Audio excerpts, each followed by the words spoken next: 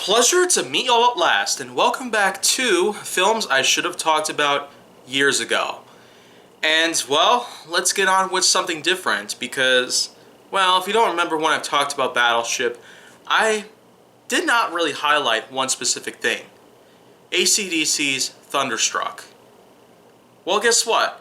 Here comes another film that I watched that supposedly has that piece of crap in the soundtrack. Varsity Blues. Released in 1999, the same year as Stuart Little and Office Space. But for the most part, in comparison to most other sport-based films I've known, including, well, Remember the Titans, for example, which came out a couple years before then, Varsity Blues actually does things a little bit more crazy. It is in fact a sport, drama, teen sex comedy. Now, that's a bit of a mouthful, but that is a lot of genres that happen to specifically point out what does take place in a film like this. The film itself is set in the present day, which of course is not necessarily like most films that I've already talked about here on films I should have talked about years ago, but other than just, well, the typical sort of plot of involving some things out there like sports and sex, especially with nightclubs and all that. Oh man, that was real uncomfortable for me to say, but what's said is said. But I will say for sure that for something that came out during that point in my life, being that I was only just born when something like this happened, it's quite apparent that actually something like this does deserve to be highlighted here, because I feel like it's underrated compared to most other sports films of that particular generation. But let's also point out that the plot, cast, and plenty of other things are certainly worth noting. The cast itself does include a bunch of notable actors out there, including James Van Der Beek, as well as the late Paul Walker, and even Jon Voight. So, you do kind of got yourself a pretty good substance of a cast right there.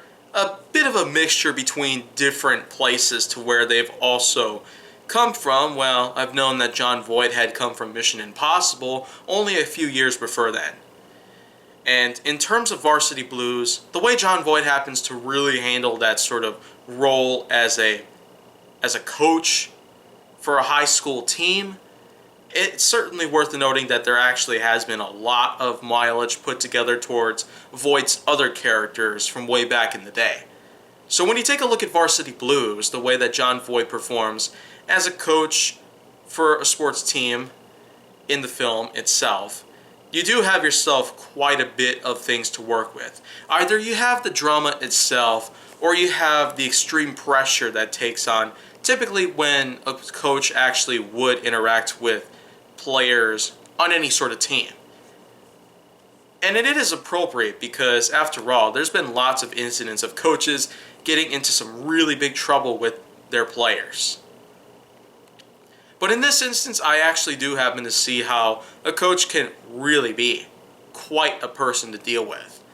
If anyone out there has had quite a rough day out there on the field, then the last thing that they would ever want in their lives is to get hit on by their own coach. Someone who's supposed to be sporting them, teaching them, and showing them the ways of the field itself. When it comes to, well, I hate to say that it's football, but when it comes to that in particular, Jon Voight's performance is just incredible. By all means.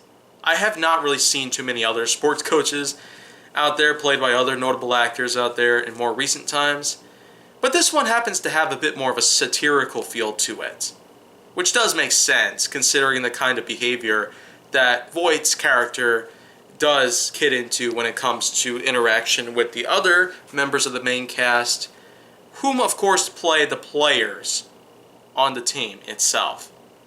But I certainly do like the way that Ron Lester's character, Billy Bob, actually is quite an amazing character. He's very much like John Belushi on the set of Animal House, or maybe like Jack Black on the set of, well, various comedies out there throughout our time period. And I tell you, Ron Lester seems to be another one of those kind of actors. One who's very heavyset and large in size, but still does offer lots of ways to make us laugh. As viewers, including myself, have gotten to know throughout the years, you can never really keep a fat guy down. So, in this instance, Billy Bob's probably one of the best characters I've ever gotten to know about of all the people out there who have had extreme obesity. So, I guess that's just end of story there.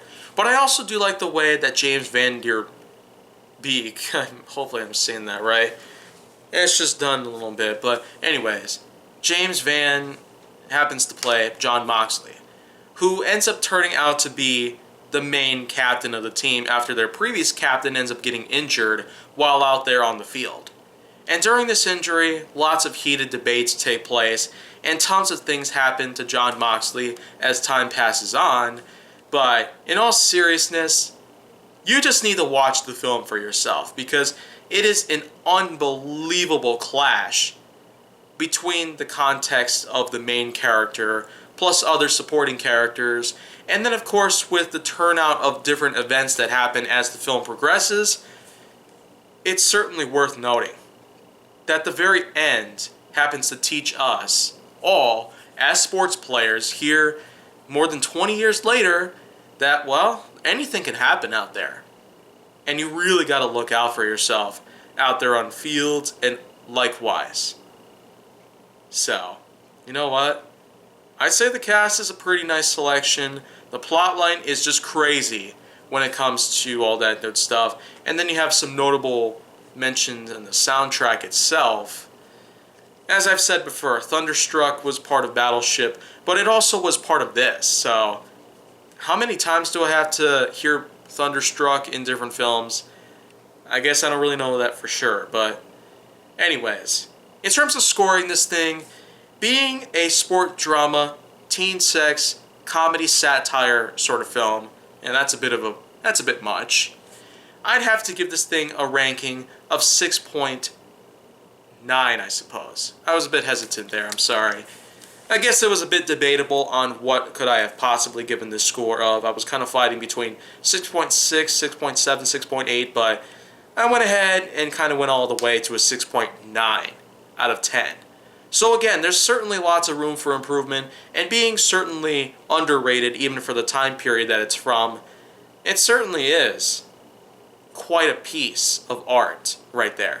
An art that does dedicate itself to a lot of things out there that are still relevant today.